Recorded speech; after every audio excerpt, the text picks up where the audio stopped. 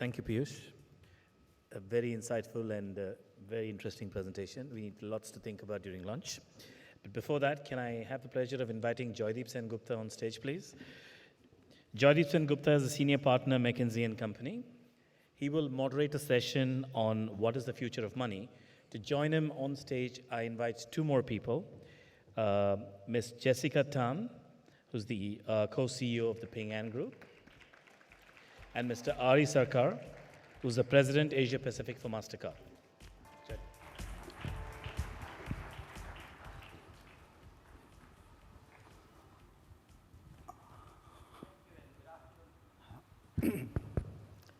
Good afternoon, all.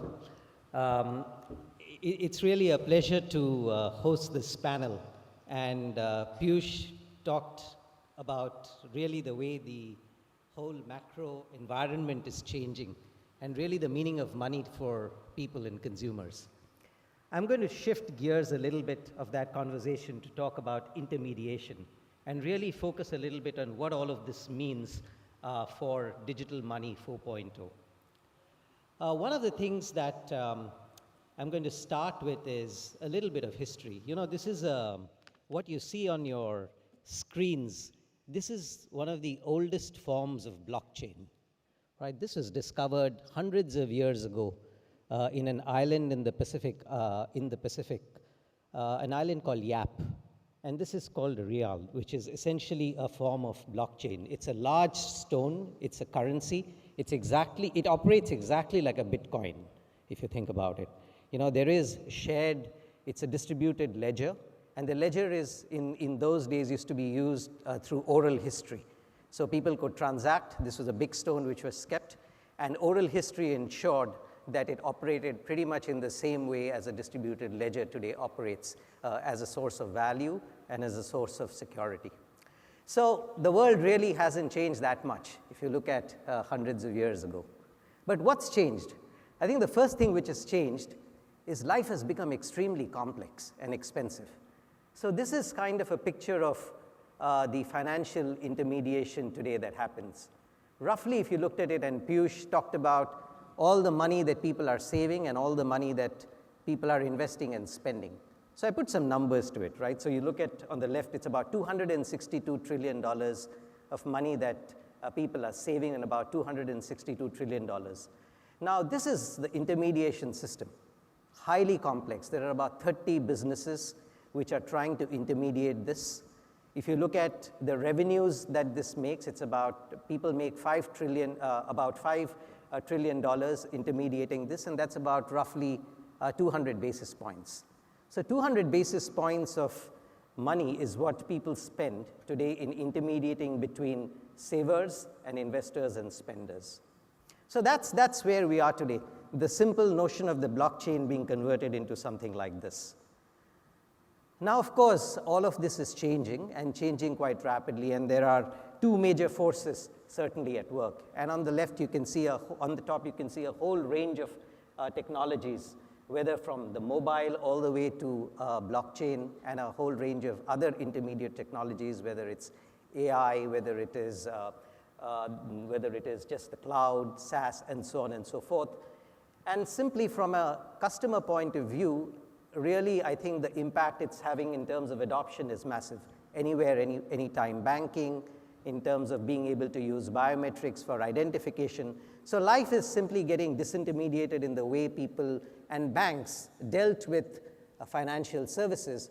And you would argue that the DNA of banking is fundamentally changing.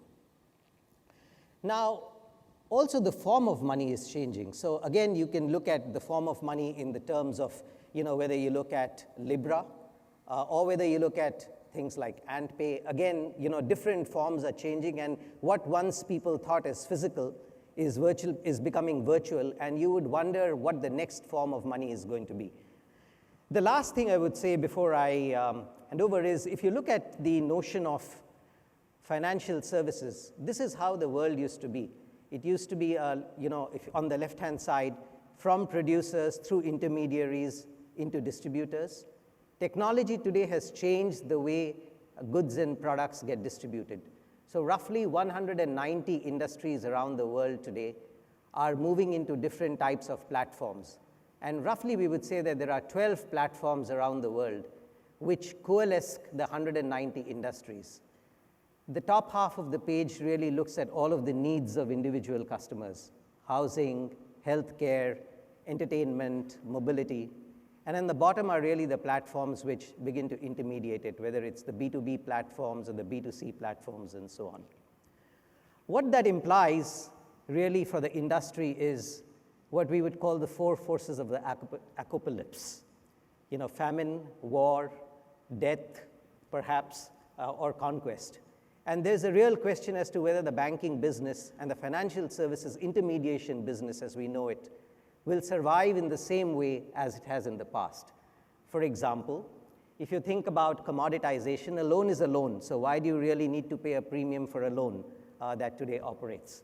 Disintermediation, why would others not actually provide the same set of services? Why do you need an integrated financial institution to provide the same kind of services? Disaggregation, why should an institution do all of the activities? Why can't it be split between different institutions which provide those activities? And invisibility. Trust was really what people paid for in terms of premium. Today it's shifting to much more personalization and other forms. So the notion of the brand becoming much more invisible is becoming real. What does all of this mean for the future if you look 10 years out? Is it going to be a faster, smarter, and cheaper financial intermediation world? One could posit that the complex picture that I showed you on the first page could change quite dramatically.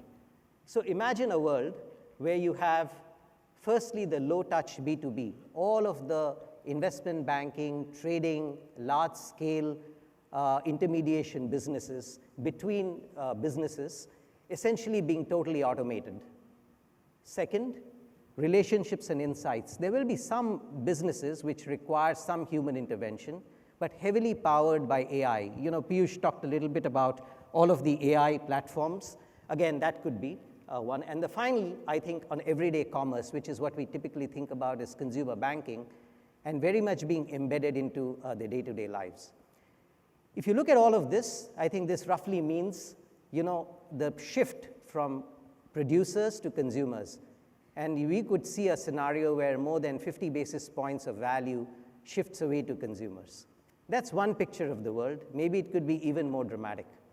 Now, with that as a context, I want to shift questions to my three panelists. And I'm going to ask Jessica, who's really the co-CEO of the Ping An Group. Jessica has also led a lot of our work in new business development and technology for Ping An. I'm going to ask Jessica to share with us a little bit of, as you look at this world, Jessica, what has Ping An done and how are you positioning yourself for this world? Thank you, Joydeep. Hi, good morning, everybody. Before I answer the question, maybe I'll just introduce Ping An a little bit. I'm not sure how many people know of us. So we are, by market cap, the 5th largest financial services company globally. I think we're over $220 billion. In China, we're the 2nd largest financial services company. And we serve 576 million customers on our app. They have at least one app with us, of which we have 196 million financial services customers with an average of 2.5 products. Sorry, we just had our earnings result yesterday, so that's why I can remember all these numbers very well. Suffice to say, we've built over 31 years a retail financial services engine that basically churns through our customers. We've been able to do that, I think, in response to Joydeep's questions. There are two things unique about us of how we have looked at attacking or addressing this threat. The first one, we are both an incumbent, and we've done something as an incumbent. And then the second part is that as an attacker, we've actually went in and built some of the ecosystems ourselves.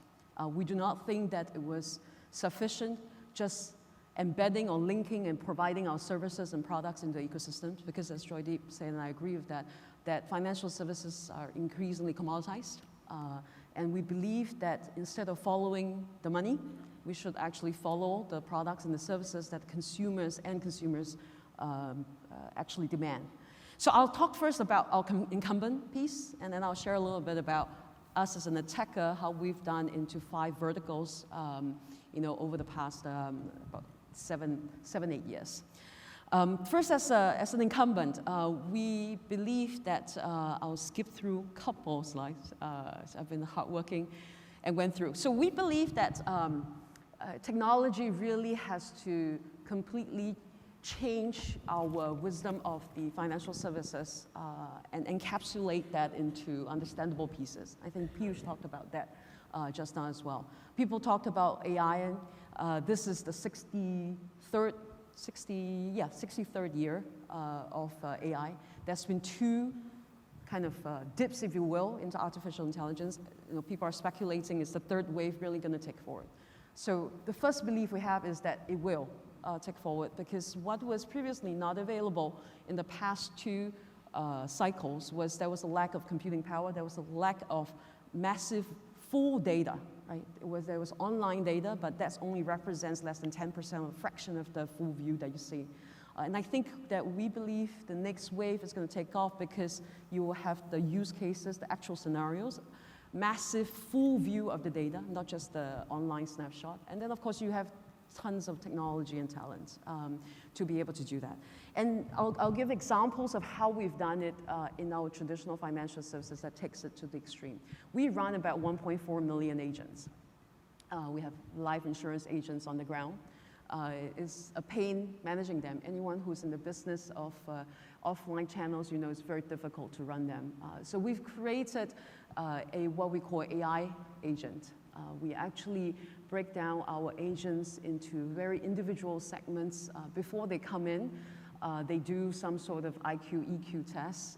We looked into their profiles of what path of success they should be. Once they are in, they have actually even the interview of the agent. We have to interview 3.4 million, 9 million people last year. And that was done with an app robot. The agent candidate literally speak to a robot on the app before we sieve them in, because we find that they're much better at finding the right type of agents that we want. Once they come in, they actually go into various tracks, and their app follows them. Instead of trying to teach a typical pyramid structure whereby you have the head teach the team leads teach the individual agents. We have a little AI robot that is a personal coach. They have already learned past history, so it tells them what training you should do, which customers you should touch first, what's your activity. Now, it sounds a bit fancy and stuff. We've taken us years to do that, and we've been able to now do it, increasing their productivity by about 30%. We also increase their retention rate by 30%, and we are able to shorten the time to get an agent to top performing agent from 36 months to 15 months. Right? That's the type of stuff that we are able to do. But to get there, this is a snapshot of the graph on the left, the type of knowledge graphs that we have to build in order to create this AI sales agent profile. There is a 225,000 different data attributes that we have to look at. It's a dynamic thing that we look at, including looking at their social circle, education circle, etc. Then it will generate various things that tells them what to do. And this is just one. I currently have 180 projects running across our group. Our group has 32 companies, insurance, banking, investments, and I'll talk about our 11 tech businesses later on. And this is one out of 180 projects that we do. And this tells us because we have to disrupt ourselves, to do that. And we are radically taking out costs. We're trying to benchmark how do we get the AI to be the top 10% of the people that we speak to. And this is something that we want to rationalize ourselves. I'll give another example here so you get a better sense. Contact center, everybody knows contact center. We have 87,000 contact center agents. Every day we receive 1 million calls coming in and 5 million calls going out. I used to joke I can call everybody in Singapore in a day. So what we do started about 3 years ago is we realized that we did the usual thing of the text box. You transfer them to online and stuff, and we've done about, I think, 60-70% are all online. In our bank, maybe 85% are all online already. But that was not good enough. People want to speak to a person. So we started to have voice bots. Today, by the end of this year, 30% of all our voice calls will be through speaking literally to a voice robot. You can complete your entire call onto it. We used to have people call our customers whose agents have left, saying that, I'm sorry, your agent left. Can I give you a free rider, right? We are still here. You call us anytime that you want. In the past, when our people call, out of 100 calls we make, only 8 people take up that call. Today, all these are being done by our voice bots. And when they call, 35% of the people take up that rider, fully by our voice robot. And we'll get rid 70% of our contact center agents by hopefully 2021. It will be 30% by end of this year. So this is what we've done as an incumbent, right? We've taken technology to radically take all our expertise in certain areas, encapsulate that in the brain, right, which is kind of an AI module, and so that we can challenge ourselves to do better, so that can be better plugged into various ecosystems. I want to talk about then us as an attacker, which is quite unique. We've taken the extra step of actually embedding and creating ecosystems ourselves. And I'll give 3 very quick examples. I know we are very short on time. The first one is on financial services. We took all the technology that I talked about, and we spent a lot of money on technology. We spent, last year, our IT budget was $5 billion US. And on top of that, I spent $1.5 billion US last year on innovation R&D projects. We take that investments that we made for the past 10 years, and we put it onto a cloud technology as a service platform. We offer it to all financial services institutions. Our core competitive advantage, we do that to others, because we believe that all banks have to transform in order to survive, but they lack the ability to do so.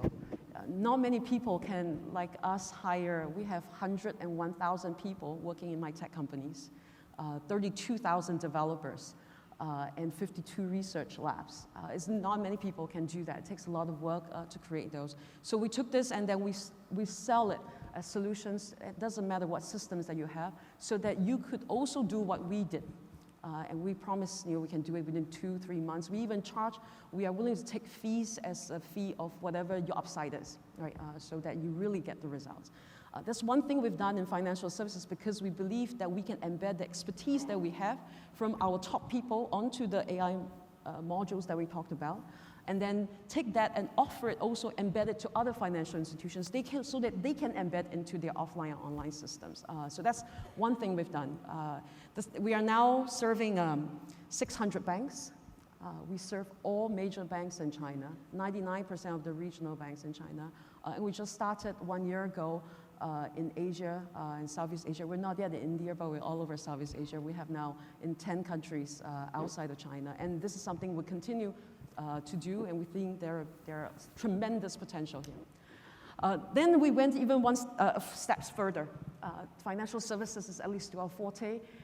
We decided that if you look at Joydeep's kind of chart with that ecosystem, with all the needs, we need to go to what the consumer really wants.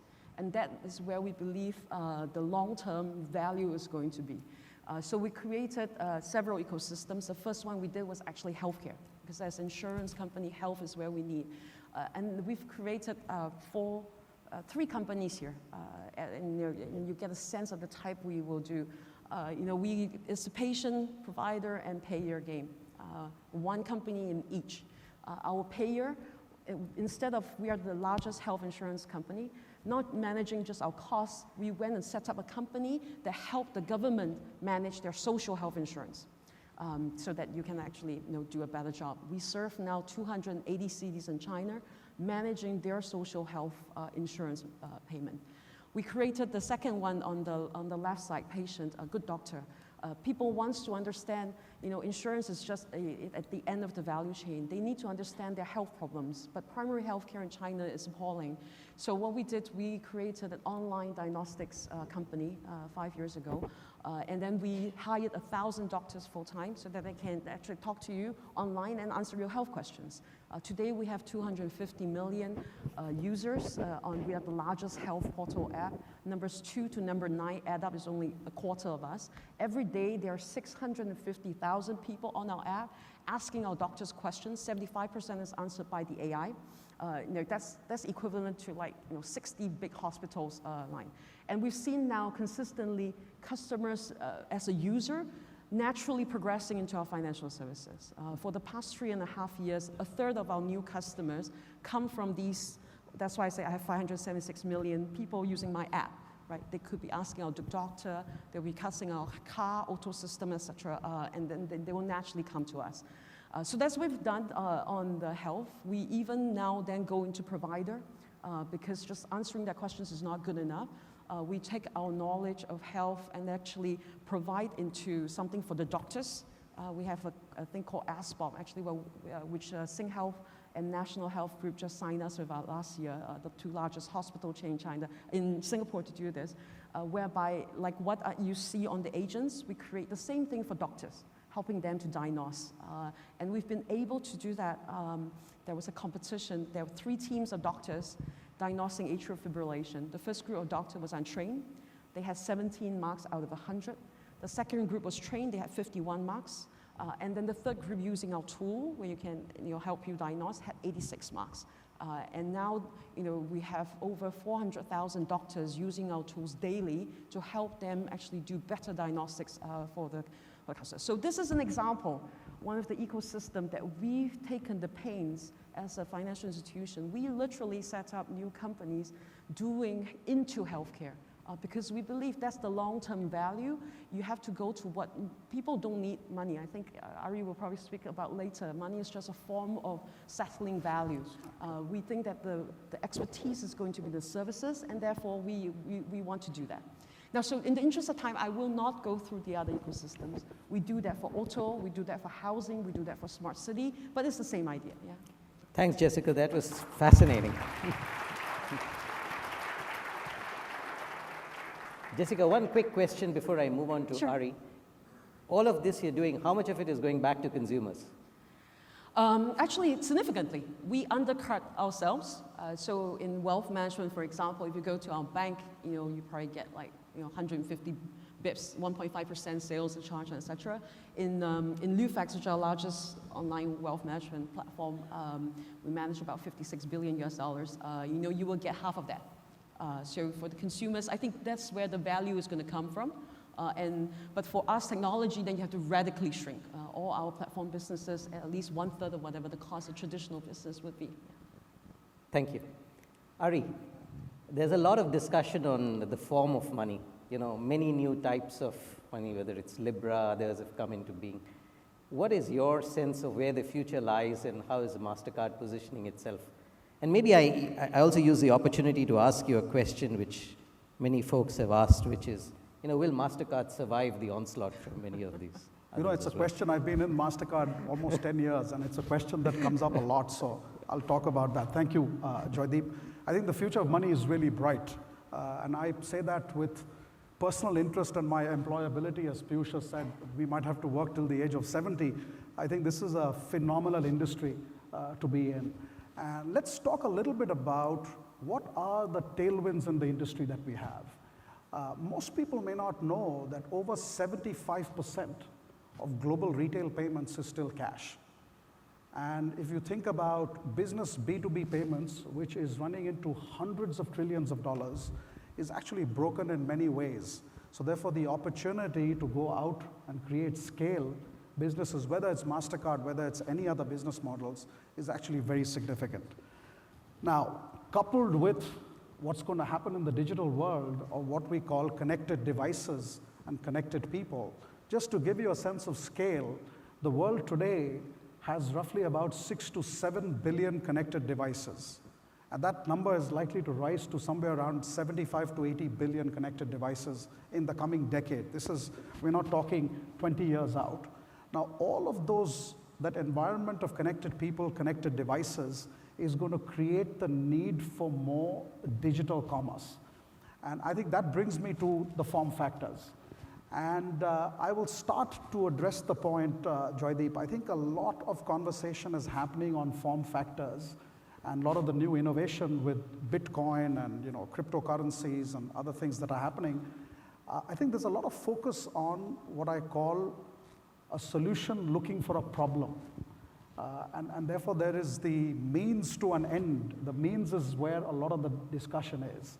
I really think we need to change this, the dialogue on what types of problem statements that you really need to address. And I think Jessica was referring to some of the service challenges. If you can spot those service challenges, the gaps in the market, and then different types of technologies come into play. If you look at the last 50 years, there's been bank accounts, there have been various types of batch processing payment systems, there have been card systems that have come into being. You have today what we call fast and real-time payments that have come in, and now obviously Bitcoin, cryptocurrencies, and what have you. At the heart of all these developments, barring the last 2 years, where I'll keep the Bitcoin and cryptocurrency growth, has been very highly regulated, and it's been an environment of KYC, really having authenticated IDs.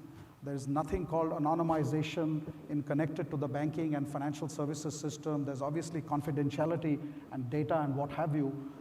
But at the heart of it, there's always been a central authority that has monitored financial flows across the world.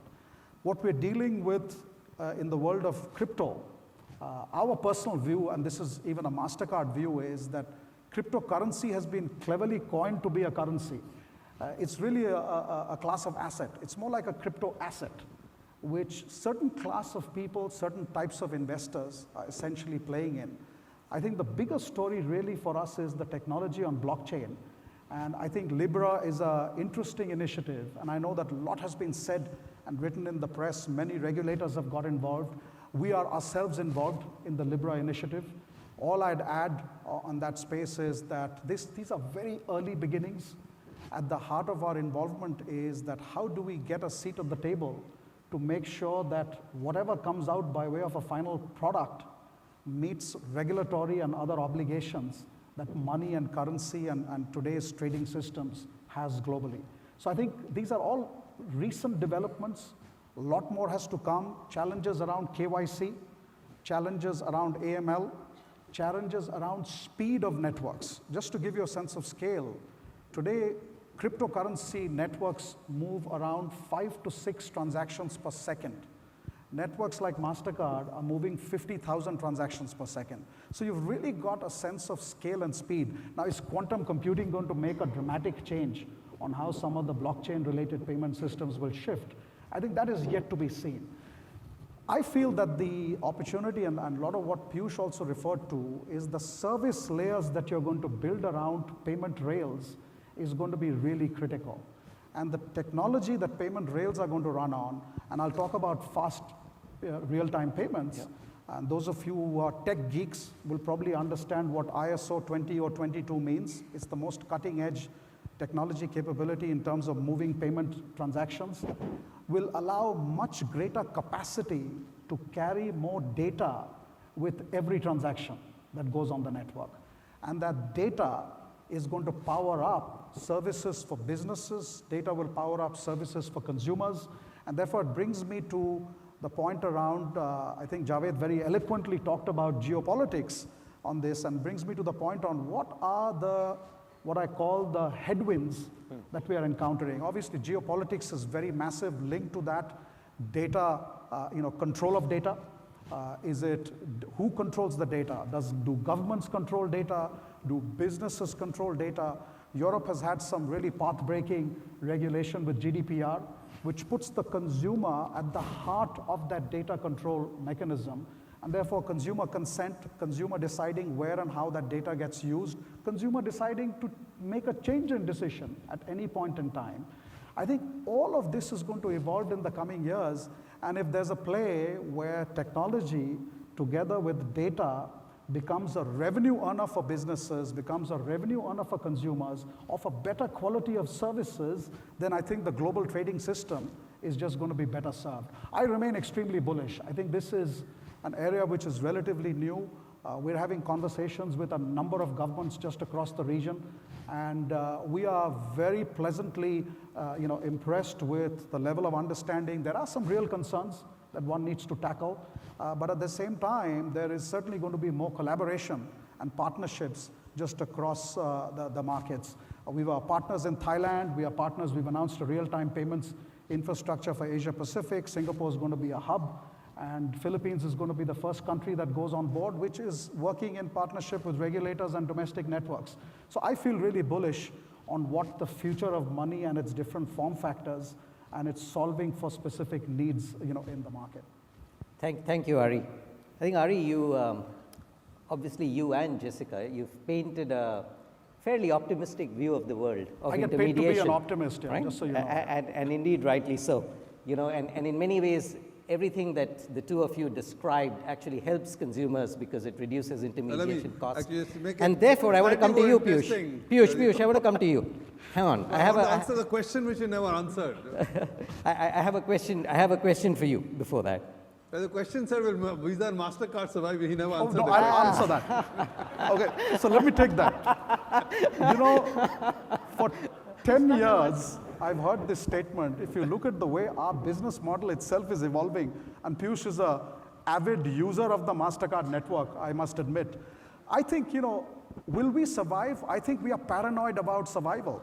And if you look at our business model and the types of new assets and plays that we are getting into, will ensure we will survive. Now, do we have a birthright to be here? I think the answer is an absolute no. But are we working hard to make sure that we will survive and be relevant? The answer is an absolute yes.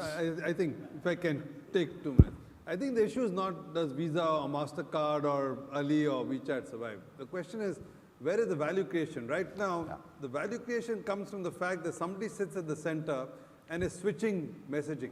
So there's a buyer, there's a payer, somebody's got to do the messaging, and there is a cost of that switching. That's why Visa and Mastercard make so much money, because they charge a toll every time the message gets switched around. My basic thing is done, my Visa will probably survive, Mastercard will. The cost of the switching will come down. Yes. And that's the fundamental problem. The technology will bring every cost down. Yeah. So you got to rethink your business proposition, because the toll charge of sending a message from entity A to entity B, tomorrow, already in internet, you can go, put Facebook, somebody's name, you can find the person. So for buyers or sellers, for payers and this thing to find each other and move transactions, I think the cost will fundamentally come down. And therefore, value will get moved again out of the system. Then you got to reconstruct your model to be able to do that. So Piyush, if I buy that argument, I think then you would, and then I want to link it back to your opening presentation about the implications for society, where you painted a fairly challenging picture, right? Do you see this, all of these changes, technology, the lower intermediation costs, actually benefiting society? Or do you see that the value that will get created going to a few players? So winners will take all, there will be big monopolies, and in many ways, over a period of time, that value won't end up with consumers, but end up with large corporations. That's why I said, if I don't know the answer, I painted some scenarios. I think the cost of everything is coming down. So to that extent, Jessica said, what they're charging at Lufax is half what banks charge, so value surplus move to consumer. The value surplus will move to the consumer, prices will come down. At the same time, it's also quite clear that you're not getting wage power, and so there is concentration of wealth. So I think while prices will come down, it won't be enough. People will still need to think about redistributive economics to enjoy the benefits, otherwise you will have concentration of wealth. So I think, the self-correcting system will go to an extent. I do think you'll see more interventionist central governments who will actually have to play a role in making sure there's redistributive economics at work. Can I just make a comment on Piyush? Sure. I actually completely agree with Piyush on transaction switching cost. If you look at the last 10-year history that I've been in Mastercard, we have consistently seen unit level transaction switching costs coming down just across the world. It's just happening, it's natural, and sometimes the shifts are very significant. 30, 40% cost of transaction switching has been declining in the last 5, 6 years. Now, what is interesting, and that's where I feel that while some things go down, it creates an opportunity in other spaces. The world of connected people, devices, as I was talking about, is creating a massive opportunity and a challenge on cybersecurity. So one of the bigger growth vectors for companies like Mastercard has really been the growth of cybersecurity services, which is making sure consumers, financial institutions, and others are getting a much more AI-driven, neural science-driven cybersecurity environment where the consumer gets convenience, the businesses get convenience. We're not throwing more passwords and toll gates and what we call friction in the usage experience, but there's a lot of intelligence that's running in the background, and that is being monetized to cover for some of the declining prices in core switching. Thank you, Ari. Maybe in interest of time, I'm going to ask one last question. And Jessica, this is a question from the floor, which has got the most number of votes. And I'll ask this to you because you're operating in the most populous country in the world, right? And the question is, if jobs vanish, who will buy what robots make? So jobs, I think I'm of the view that, I think you used the word self-system correction. Yeah, actually of the view that the jobs may vanish and it will be created in another form. This is how we've lived for thousands of years. I mean, if you looked at the type of jobs that are available today, I don't think anyone would know that these jobs existed 10 years ago. So for example, we were very worried in China probably about 5 years ago about the blue-collar workers, right? And particularly a lot of that influx into the cities. The manufacturing growth, productivity, et cetera, are all slowing down already 5 years ago. And everyone was worried, including the government are very worried because they all live in the cities and then they don't want to go back and farm and stuff like that. Right? Today, most of them now there's a new job happening called quite the express delivery boys. As the express delivery boys, they earn more than my insurance agent. They actually earn 10,000 yuan, which is 2,000 Sing dollars a month, delivering stuff, all sorts of stuff. This is now the most popular job ever. I even have agents who want to go and join them because our agent only earn about 3/4 of that on average. So I think there will be a way to change it at the low end jobs. It's not going to disappear so quickly. The second thing that I think will happen is high-end jobs, professionals. Right? And I think the nature of the professions is going to change, right? And this is where we spend a lot of time on the AI stuff. It will supplement what they would do so they can do better. There's stuff, I think there are many theories of thought, there's the type 1, type 2 thinking and stuff. The machines are better at systematically scanning through various stuff, gathering information, coming up with initial judgment. People are better at judgments and stuff like that. We were talking earlier about traders and things. So you'll see that, and everyone in the entire world complain everyone say there's not enough doctors, not enough teachers, not enough credit assessor, not enough judges. In all of these areas, including judges, now we're building these AI kind of assistants to help them, even for judge. In Shenzhen, we have this now smart city. For the past 10 years, every year they have 20% of cases run like just piling up, inventory. And the number of judges has been 900 for the past 5 years. In fact, declining is like 860 this year. So you just can't train enough. So we actually worked with them to scan through 26 million judge cases and then have their top 100 judges work with us. How would you label these things? How do you judge this and stuff?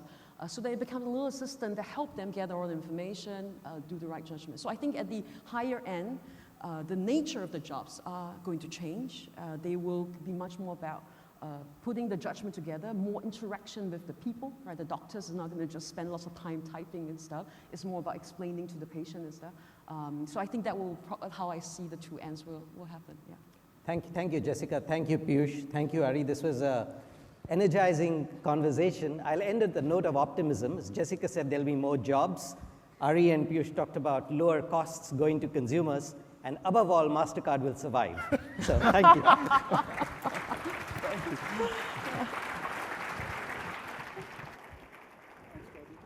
Thank you, Ari.